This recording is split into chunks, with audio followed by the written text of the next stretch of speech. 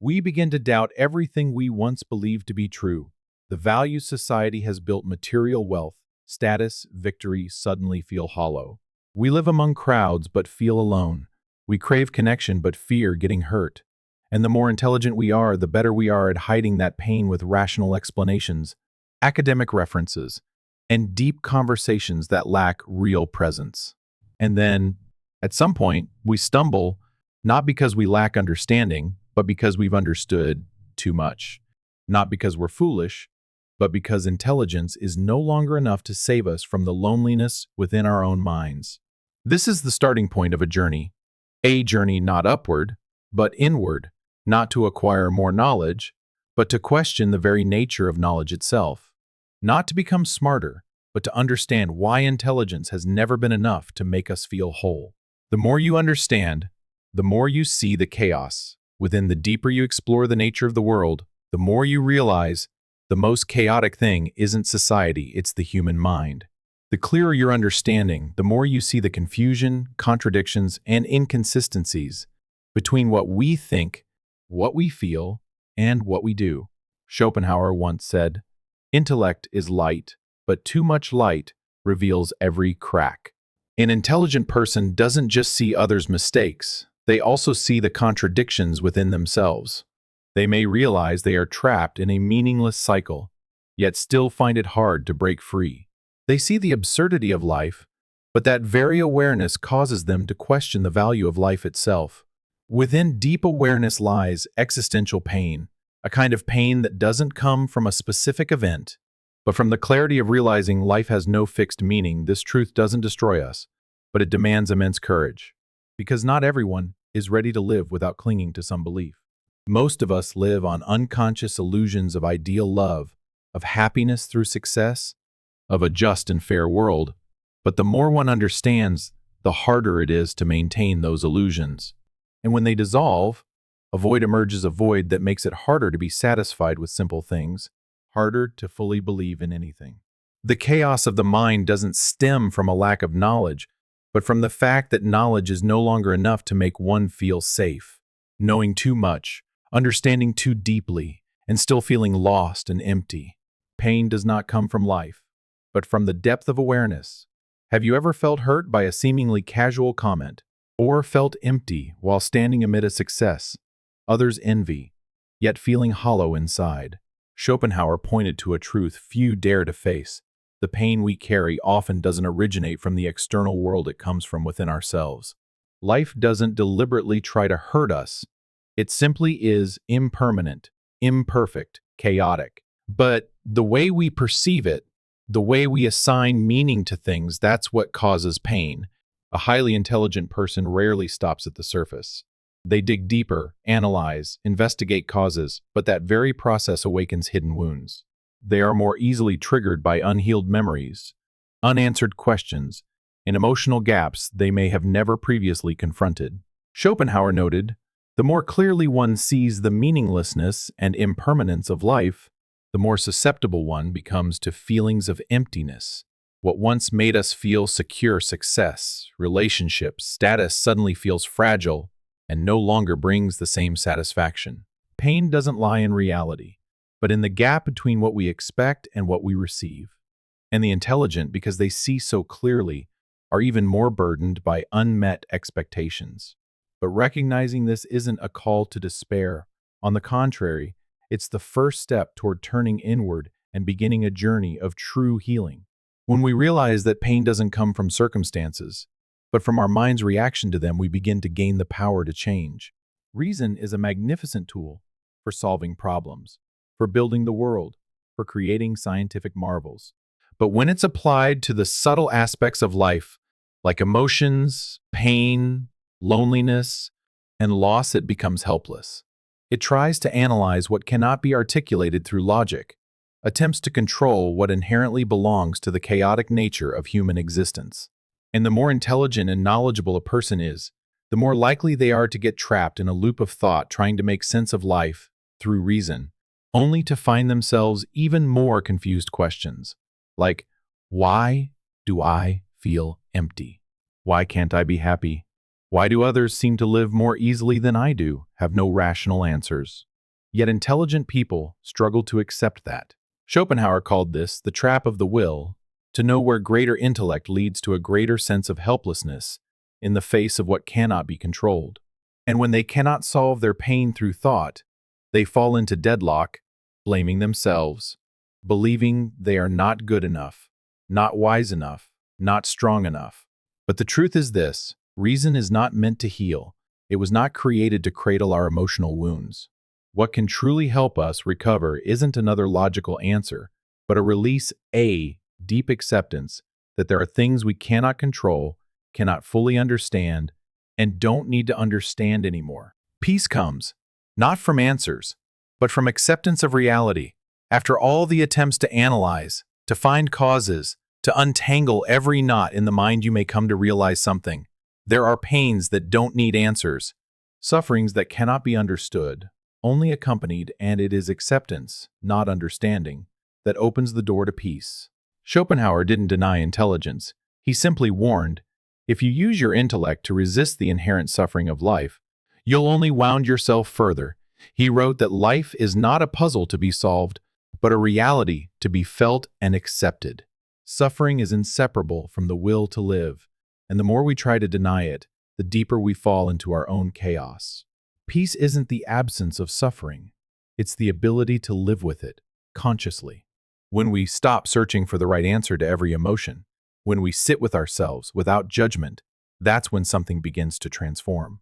It's like sitting in the rain not to understand why it falls, not hoping it stops, but just to be present, to feel, to accept the rain will pass, and you are no longer fighting the weather, you become part of it. Schopenhauer suggested that happiness doesn't come from avoiding sorrow, but from living fully with it. We cannot stop emotions from rising, but we can choose how to face them. And if we can sit still with ourselves in the storm of emotion without struggling, then that is strength. You don't need to solve sadness to find peace. You simply need to stop resisting it. And in that deep surrender to reality with no judgment, no resistance, we rediscover a kind of peace that no one can take away. Peace is not the result of intellect. It is the reward of letting go. When music, art, and philosophy become the last refuge, when intelligence can no longer be our anchor, when all questions lead to endless silence, when life no longer appears as a series of controllable events, where do we go for refuge? For Schopenhauer, the answer was art. He believed that art, especially music, was a delicate escape from the torment of the will to live. While life is governed by desire, anxiety, and unrelenting longing, art allows us to pause. It doesn't require us to succeed, to explain, or to win. It only asks that we feel nothing more. Music, in Schopenhauer's view, is a language beyond all language. It speaks no logic, yet touches the deepest parts of the soul. A sorrowful melody needs no explanation to make us cry. A simple tune can bring calm, even while the world remains chaotic. Like art, philosophy, if not used to escape or rationalize, can become a shelter for the weary intellectual. But it must be existential philosophy, as an umbrella in life's storm, not as a shield against it. When it comes from deep experience, philosophy reconnects us with ourselves, not to become wise, but simply to be human in all our fullness, contradictions, and fragility. Have you ever read a passage that left you silent, stood before a painting that made you pause, without knowing why? That's when your soul has found a place to breathe, to be itself, without the need to explain. Schopenhauer was never pessimistic. He was radically honest. And because he was honest to the core, he saw that when nothing else can save you, art remains as a silent companion sitting beside you through the long night. If you're too tired to keep trying to understand everything, listen to music, read a poem, not to escape life, but to return to it with a quieter soul. Intelligence is lonely, but compassion can rebuild every bridge. The loneliness of the intelligent doesn't always come from a gap in knowledge. It comes from a difference in how life is perceived. A highly intelligent person often sees what others overlook. They detect insincerity in casual conversation, feel out of place among laughing crowds, or become preoccupied with things that seem trivial to others, but stir an entire world inside them. That sensitivity makes it hard for them to blend in, to be understood. Schopenhauer saw this loneliness clearly. To him, the deeper the intellect, the more likely one is to feel like an outsider and observer of life more than a participant. And the more one observes, the more one realizes that people don't act from reason, but from instinct, from a blind will to live that endlessly fuels desire and struggle. So where is the way out? Schopenhauer did not stop at despair. He offered another path: compassion. Compassion is not pity. It is certainly not a lofty virtue detached from reality. To him, compassion is the deepest expression of wisdom steeped in experience. It's when you look at others and no longer see separateness, when you realize that the things that hurt you are hurting them too, even if they don't say it out loud. Intelligence allows you to see more, but it's compassion that allows you to connect. When no one understands you, try to understand them. When you feel like the odd one out, remember that your difference can be a bridge, not to become like them, but to love them as they are. In a world where intelligence can become a barrier, compassion is the open door. And when you walk through that door, you don't just connect with others, you also return to the most human part of yourself. Liberation is not found in thought, but in wakeful stillness. One of the deepest paradoxes of intelligence is this: the more we think, the farther we drift from ourselves. Schopenhauer called it the spiral of will and intellect. The more intelligent we are, the more we become trapped in unanswerable questions. The mind becomes a machine that never stops, analyzing, interpreting, comparing, calculating, until we can no longer tell what voice inside us is true and what is merely an echo of fear and endless desire. Have you ever felt that way? That even in silence, your mind is loud like a courtroom? That every moment of rest triggers a cascade of exhausting thoughts? Schopenhauer didn't advise us to stop thinking. That's impossible. But he pointed out something more important. Learn to observe the mind without becoming it. Step back. Don't react. Don't ally with every stream of thought that passes through. He called this state the quieting of the will, when we are no longer ruled by hidden desires in the unconscious. It's when you no longer need to explain everything, no longer need to control emotions, no longer chase answers, but simply exist. And in that moment, a quiet kind of liberation emerges, not the mystical or religious kind, but the deep freedom of realizing you don't need to strain to understand, to strive, to win. You just need to breathe and be aware. The awakening Schopenhauer spoke of is not some lofty spiritual state. It's the ability to pause in a world that doesn't know how. It's silence amid noise, awareness without judgment or resistance. It doesn't come from intellect, but from the courage to stop amid the stream of thoughts. And there, you don't just find peace. You rediscover yourself, not distorted by intelligence, not swept away by will, but pure, still, whole in presence. Less, but deeper, when simplicity becomes salvation. There's something few people say out loud: the more intelligent you are, the more likely you are to fall into the trap of complexity. You don't just see more, you think more, analyze more, and suffer more. Everything gets dissected until it loses its original simplicity. A casual remark can consume your thoughts for hours. A small detail can spiral into a major issue in your mind. And then you wonder, why do I always feel heavy in situations others breeze through? Schopenhauer understood this. He once wrote, "Profound insight can deprive a person of simple joy, not because life is no longer delightful, but because the intelligent are too busy analyzing to truly feel." But there is a way out, and it comes from the opposite: simplification. When you let go of excessive analysis, you begin to reconnect with the purity of life. When you stop trying to understand everything, you begin to feel what matters most. Less, but truer; lighter, but deeper. Simplifying doesn't mean living carelessly or superficially.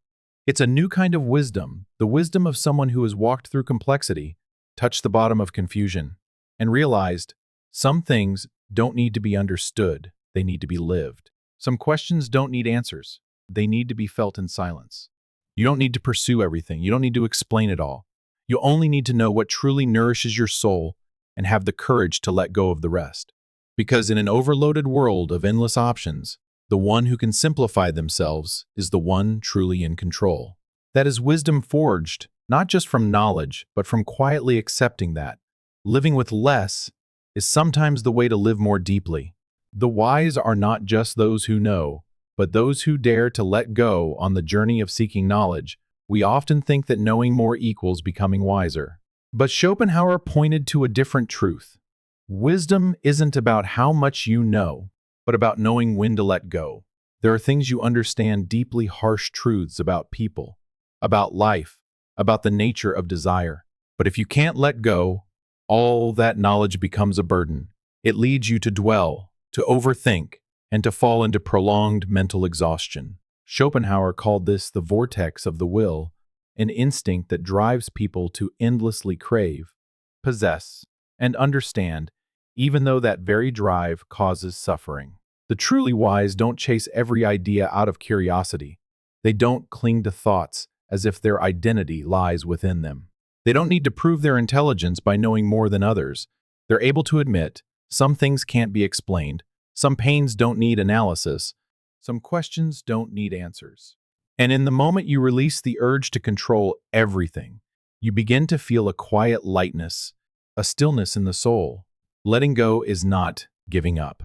It is the bravest act, the act of someone who understands that peace doesn't come from having more, but from seeing enough and daring to stop. It's like climbing a mountain. You may carry hundreds of things with you, but the higher you go, the more you realize what you need. Most is light feet and an unburdened mind.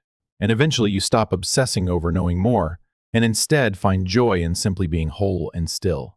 In that moment, you are no longer just someone who understands, but someone who is truly free.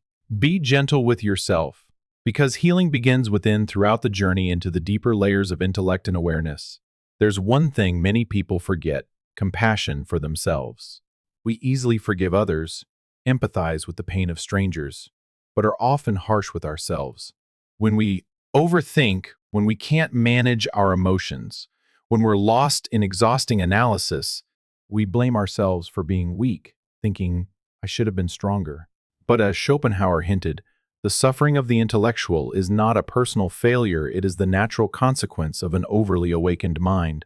The clearer one sees the world, the more one needs a place to return to. And that place is not more knowledge, it is the gentle heart within. Healing doesn't begin with reading another book, hearing another philosophy, or finding another system of thought. It begins the moment you stop judging yourself for not being okay, not being good enough, not being in control. It begins when you sit down, place a hand on your chest, and whisper quietly, I'm trying. I also deserve to rest. I'm human too. Schopenhauer said that compassion is the thread that connects us to the world. But compassion isn't only meant for others. It needs to turn inward for the wounded child within, for the mind overloaded by ceaseless thoughts, for the self that's exhausted from trying too hard to live well. Because only when you are gentle with yourself can you truly open your heart to others. Only when you let go of perfection can you embrace your real self with all its wounds, softness, and longing for a lighter life. And that is the true beginning of recovery, not becoming someone else, but gradually returning to and touching your truest self with sincerity and tenderness. Intelligence is a tool, not the final goal of life. We grow up in a world that glorifies intelligence. The more you know, the more you're admired, the better you analyze, the more you're seen as elite. And without realizing it, we assume intelligence is the shortest path to happiness. But Schopenhauer revealed a bitter truth. Intelligence does not guarantee happiness. In fact, it can make us more exhausted, more anxious, more isolated. Why? Because intelligence, in the end, is just a tool. If we don't know how to use it, it becomes a shackle. A sharp knife, if held the wrong way, cuts the one who holds it. Intelligence helps us understand the world, but it doesn't help us live more deeply. If we lack feeling, it helps us explain problems, but it doesn't help us accept adversity. If we lack surrender, it helps us see far, but it doesn't give us peace if we forget the present. Schopenhauer did not deny the value of intelligence, but he emphasized it is not the destination, it is the vehicle. If you use intelligence to torment yourself, to judge everything rigidly through logic, to dismiss your genuine emotions, then you are turning it into a prison. On the other hand, if you use intelligence to understand yourself, to know when to stop, to realize some things don't need answers. You are turning intelligence into a true companion. In the end, what matters is not how smart you are, but how you use that intelligence to live. Do you know when to think and when to stop thinking? Can you use your mind to ease your burdens, not add to them? Can you set your intellect down long enough to listen to your heart? Because happiness doesn't live in the head, it lives in the heart, and intelligence only becomes meaningful when it serves something higher, to live true to our human nature, deep, whole, and kind. Awakening is not about knowing more, but about living truly. We often confuse knowledge with awakening. We assume that those who know more, analyze more deeply, and read more books are the ones who are awakened. But Schopenhauer would whisper something else into your ear. Awakening doesn't come from the amount of knowledge accumulated, but from the ability to live truthfully with oneself and with life. Awakening is not having answers to every question, but the courage to face those with no answers. It's not the ability to control every change, but the willingness to be fully present in what is unpredictable. A person can be exceptionally intelligent, yet live in constant resistance to reality, constantly analyzing instead of feeling, constantly placing themselves above the flow of life that is not awakening. That is merely the ego armed with intellect, still tired, anxious, and conflicted. Awakening is when you admit there are sorrows that cannot be solved, questions that don't need answers, and situations that are meant to be passed through, not conquered. At that point, intelligence is no longer a burden. It steps back, making space for presence, for sincerity, for a non-judgmental view of oneself. You no longer need to understand everything, you only need to see, to feel, to be. Schopenhauer once wrote, "Knowledge does not save the soul, renunciation does." Renunciation here does not mean giving up, but letting go of the illusion of control, the obsession that I must be smarter to live better. You don't need to know more to live truly. You only need to live closer to your feelings, more honestly with what's happening. And from there, intelligence is no longer a wall. It becomes a companion walking with you, but not leading. Observing, but not interfering. That is when you begin to live awake, not with a head full of theories, but with a heart that has chosen to return. Intelligence becomes light when it no longer controls you. There's a truth few dare to face. The more intelligent we are, the easier it is to become enslaved by our own intellect. We analyze too much, overthink too far ahead, react to every tiny detail as if, without doing so, we'll lose control. But the truth is, it's the non-stop thinking that is controlling us. Schopenhauer saw this early on. He didn't praise intellect as an absolute treasure, but viewed it as a double-edged sword capable of illumination, but also of cutting the one who wields it. And then he discovered how to let go, not to lose intelligence, but to no longer let it run your life. It's when you realize, I can think, but I don't have to think everything through to the end. I can analyze, but I don't have to do it with every little thing in life. Intelligence only becomes light when you place it in the right role. A tool, not the guide. Then you no longer need to always react. You don't need to understand everything just to feel safe. You can simply be still and accept a moment without trying to interpret it. Like a piece of music, not every note needs to be analyzed sometimes. The most beautiful thing is to let it pass and feel the echo without trying to hold it. And in that moment, intelligence is no longer a shadow weighing on your mind. It becomes a soft breeze brushing across awareness enough to stir thought, but no longer to shake you. You'll feel lighter, not because you've become less intelligent, but because you've learned the limits of reason. And you choose to step back not to escape, but to preserve your freedom. Because true freedom doesn't lie in how much you know, but in your ability to stop at the right moment. That's when you're no longer manipulated by your mind. You, with full awareness, become the master. The end of the journey, when understanding turns into gratitude and freedom, at the final point of contemplation, what we find is not more answers, but a deep release. We no longer try to understand everything, explain everything, or control everything with our minds. We begin to live with a new spirit, gratitude, and freedom. Schopenhauer led us through the darkness, where intellect becomes a burden, where understanding wears us down. But he didn't stop there. By letting go of endless desires, By accepting the limits of reason and the universe, he opened another path, the path of transcendence. True freedom is not knowing everything. It's no longer being bound by anything.